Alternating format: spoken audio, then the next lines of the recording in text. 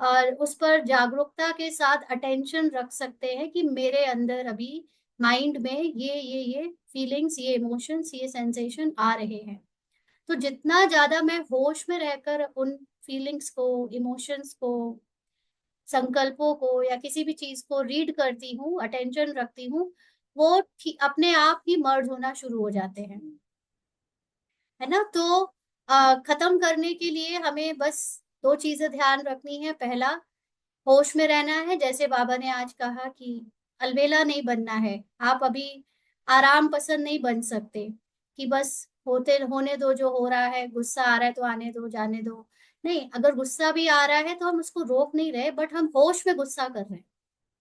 अगर हमारे पार्ट में किसी के प्रति कुछ गलत बोल दिया गया, गलत व्यवहार हो गया, बट मैंने वो होश में किया, या मुझे होश था जब वो हो रहा था, ऐसे नहीं कि बेहोशी में निकल जाए।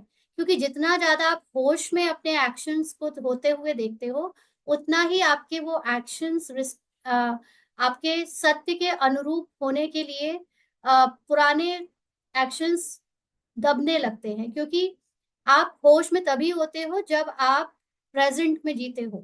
प्रेजेंट में जीना माना अपने आत्मा में जागरूक रहना।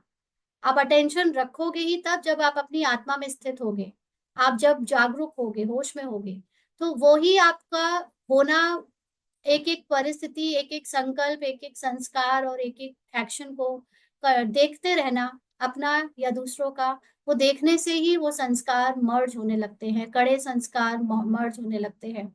और जैसे बाबा ने कहा, योग बल, तो ज्ञान और योग बल, ज्ञान मतलब ड्रामा का ज्ञान, और योग बल माना आत्मा की अवस्था। तो जितना मैं होश में रहती हूँ, अटेंशन रखती हूँ, मैं आत्मा की अवस्था में हूँ ही। ठीक है। और दूसरा है ड्रामा, ड्रामा का ज्ञान। तो ये ड्रामा का ज्ञान हमको होश में रहते हुए ये याद दिलाए दिलाए रखता है कि जो कुछ भी हो रहा है वो कैरेक्टर कर रहा है, ड्रामा में वो फिक्स्ड है।